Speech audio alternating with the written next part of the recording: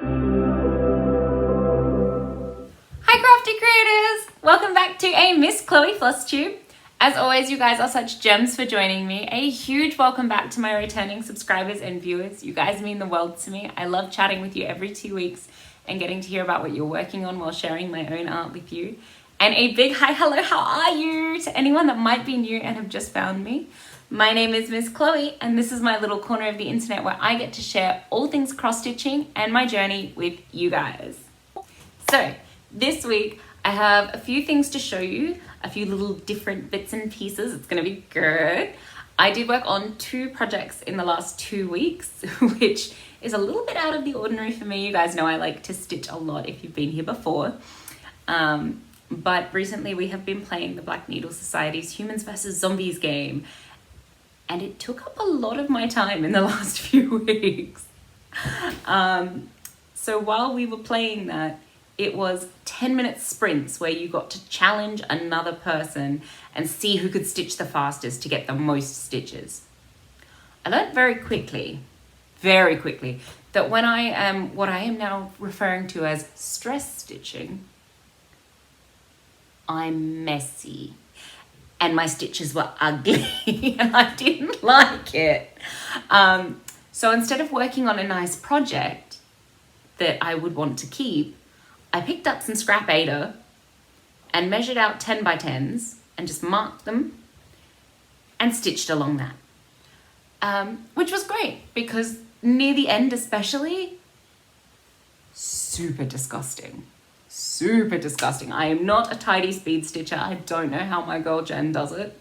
Or Cora for that matter. Cora is the human that won. She outstitched Jen, who I thought was the fastest person on earth.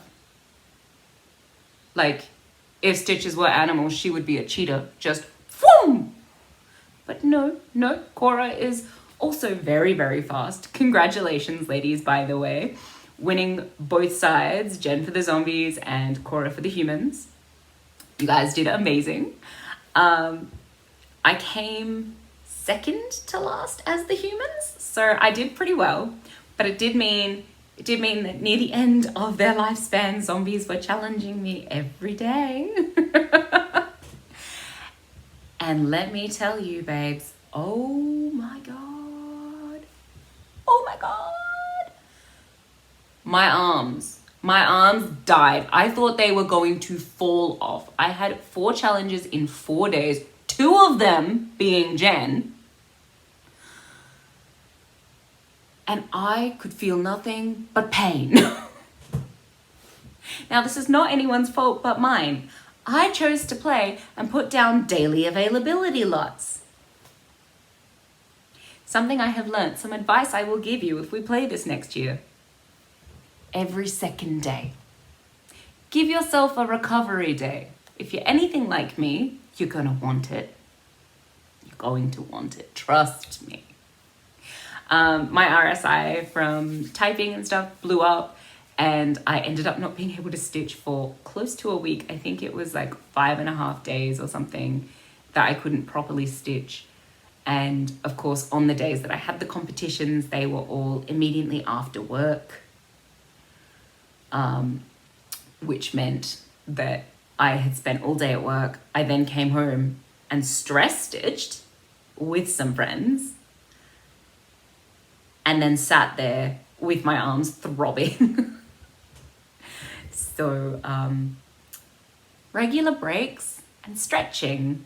I advise stretching. It was a lot of fun though. We had a good time. And it was great to be in the live and everyone had their hands up to start and then they stitched away and then they put their hands up at the end and it was just really, really fun. It was a great game. So I do recommend for next year, but like I said, have some stretches planned, give yourself regular breaks, look after yourselves, learn from my silly mistakes, learn from them because I experience things so you don't have to, right? Learn from me, everybody. Okay, so the first thing that I worked on is finished now. You guys, I did it. This is the horror flares from Noctiflora. I'm going to insert a picture here so that you guys can get a nice close-up. So this one is stitched on a 32 count even weave called Fairy Light by Sew It All Australia. And it doesn't always come up super well in photos, but it's a really, really beautiful fabric. It's got a mix of pastel purple and pastel green through it. And I think it's just a really great juxtaposition to what's on the piece. Being the horror flies themselves, dripping blood and so forth. This stitch along is not something I would normally do. I'm really, really glad I picked it up though. I had so much fun doing this and the palette was just absolutely beautiful to work with. Make a few little changes. You can see this pink guy here. That one was supposed to have a purple fill in, but I just felt like there was a bit too much to have purple, purple, purple on the bottom. And now that the Monarch, which is the big pink one at the top here, has come out, I'm really, really happy that I did make that change just to break it up a little bit, because otherwise it would have been everything purple and then the Monarch in bright pink, and I just think it needed a little more balance. I did backstitch all of my skulls and I did them in glow-in-the-dark DMC. Not the nicest thing to work with. I do recommend a thread conditioner if you decide to work with that one because it's just a little bit crunchy, just a little bit.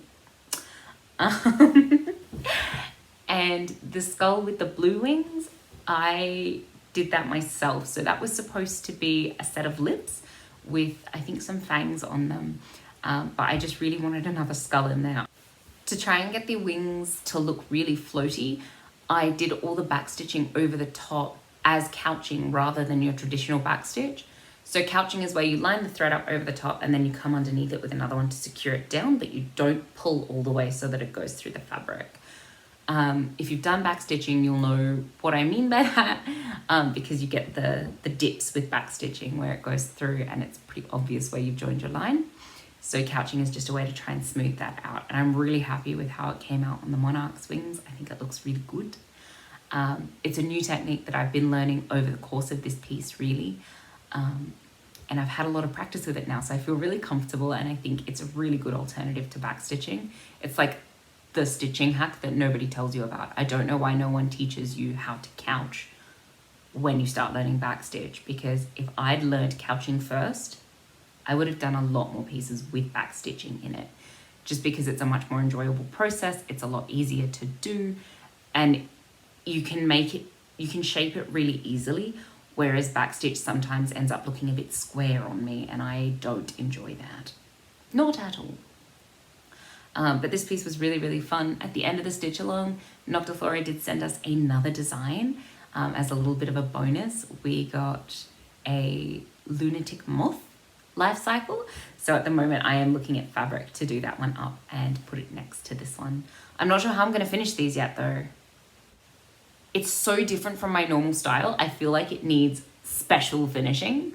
So if you guys have any suggestions on how you would finish this one, please, please, please, please, please share with me. Because I think it would just be really cool to have it finished in a slightly different way to my other pieces. As you can see, I usually do like frames or hoops, or this guy's a canvas. But yeah, I just don't know how I'd finish this one. So if you have suggestions, please let me know. The next thing I have to show you is a brand new start. And it's a stitch along because I have a problem. I think I might be addicted just a little bit. But this is my new start. It is the Villains Mugshot Sal from Abby Sue Designs. And this was gifted to me by the ever lovely Stitched by Liz. Thank you so much, baby. So this stitch along has 12 villains from the Disney movies, which, if you know me, you know I am Disney obsessed. So like perfection, because villains are always my favorite. Always, no exceptions. So at the moment we've got the Evil Queen from Snow White and Lady Tremaine from Cinderella, who is the stepmother, has just been released as well. So I do need to start her and get her stitched up.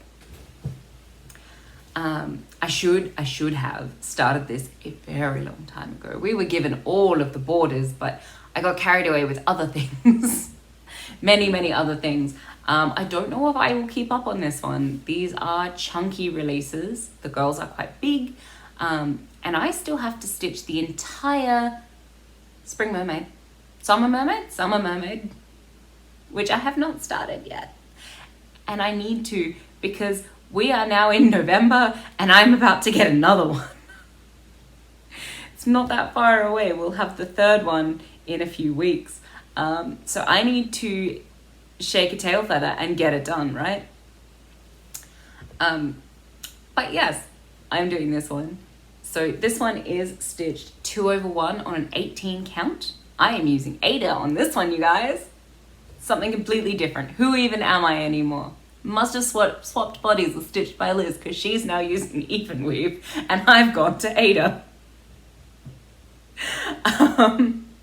But yes, this is an 18 count Ada. It is called Welcome to the Jungle and it's by Color Cascade Fabrics. I picked this one up off Marketplace and I think it's just perfect. This green gives me real like Maleficent and Scar vibes. So I'm very here for it. Very here for it. I love it so much. I've decided I'm not going to fill in all the background. These are supposed to be solid. I'm not filling in the background of their frames. I'm gonna leave them blank so that we get the effect of them against the different greens. I will, however, be filling in this little box at the bottom. This is where her name goes and the movie year as well, which is really cool. And I love that with this stitch along, Abby Sue is giving us a little fact sheet about each of the villains that come through with us. So I think that there's going to be a little bit of learning and it's going to be really nice. Needle winders on here. If you've been here before, none of you are going to be surprised. The bulk of them are Ginger Stitch. A couple of them were gifts, so I'm not sure where they came from. They came from Retreat. And then I've got the Black Needle Society on here as well. And this grime guard, because I've had a few of you comment on Instagram, I got made in a special order from Frog and Tink. So I'm pretty happy with it. I love this so much. It's the perfect grime guard. It's the perfect grime guard for it. I'm really excited to be stitching this one. I think it's going to be a lot of fun. And of course, it means that I have to watch all the Disney movies again, right? That's what we're telling my husband. Yeah, I have to. There's no choice. You must watch the movie while you stitch the villain. He's not thrilled. I'm watching them alone. But that's okay, because I get to watch them. Okay, so that is everything I've worked on stitching wise in the last 2 weeks. And the other thing I did, because I did have a bit of an RSI attack after doing the sprint stitching for the Black Needle Society's Zombies game. I had 4 days of back-to-back challenges and it was just a bit much for my arms, which did force me to take a little bit of a break, unfortunately. But it did let me start designing a new pattern.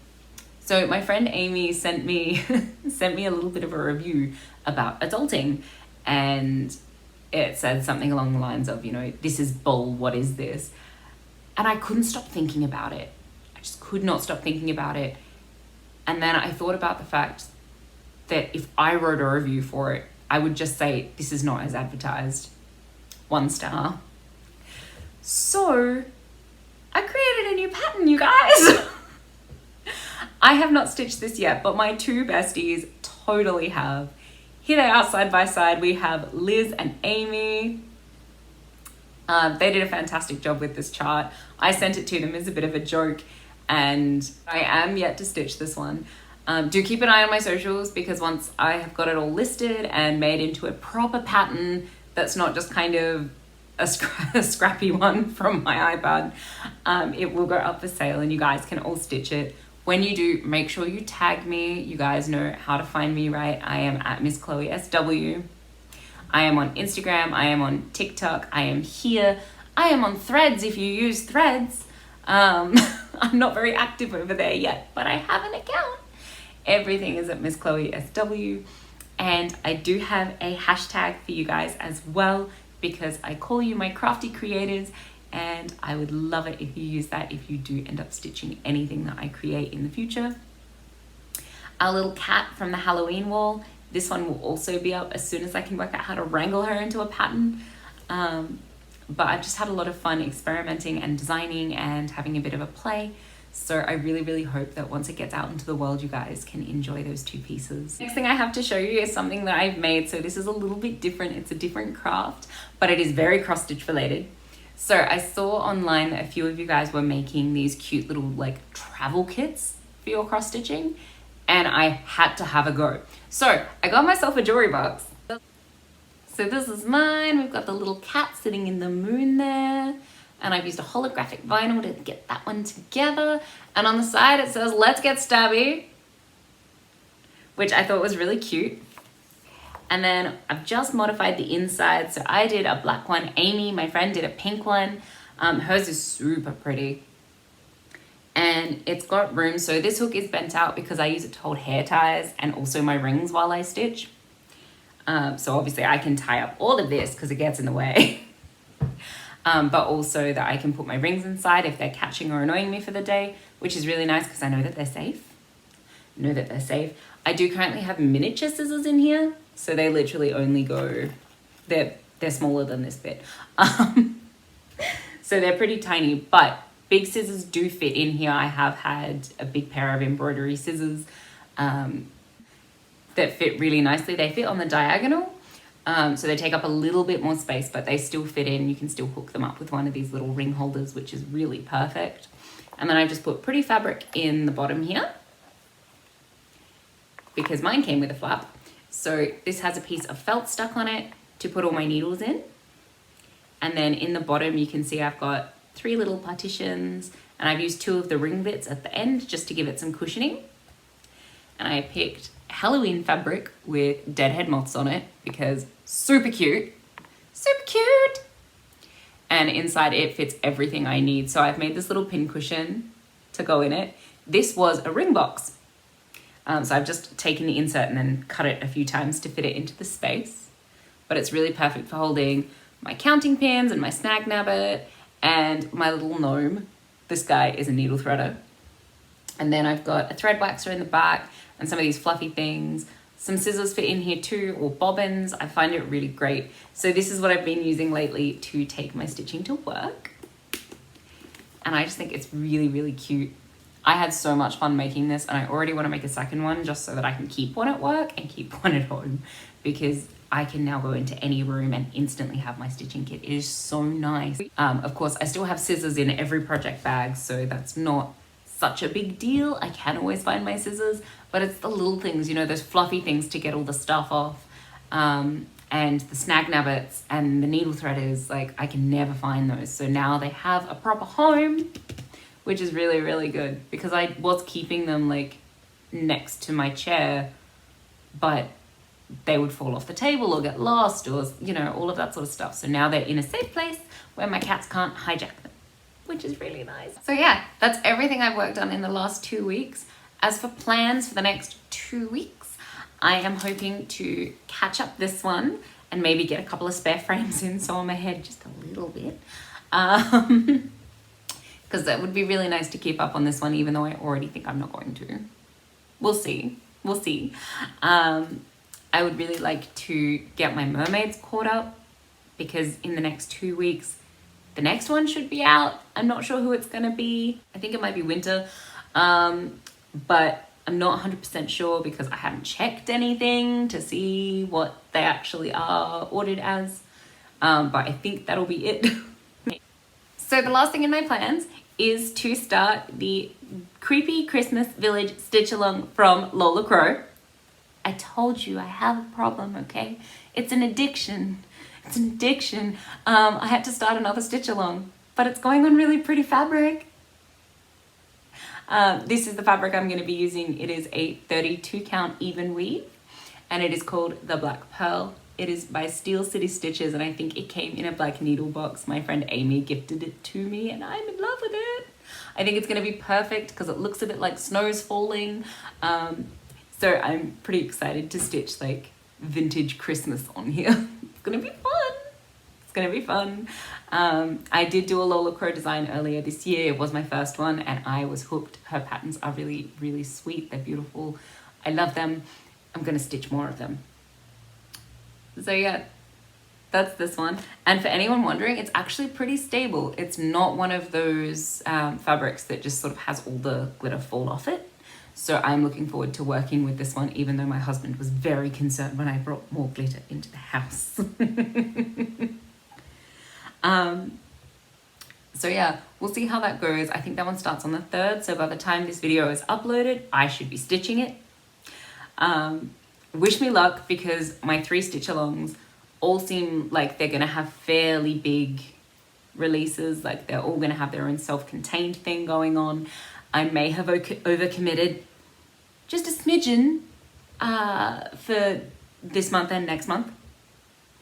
So no more stitch alongs for Chloe until she finishes one. So hopefully that the 3 will just quell the stitch along itch, and I can also catch up some of my other projects. But yeah, so that's everything from me. I hope that you guys have a wonderful stitchy 2 weeks until I see you. But until next time, stay safe, be happy, and craft something beautiful, you guys. Bye.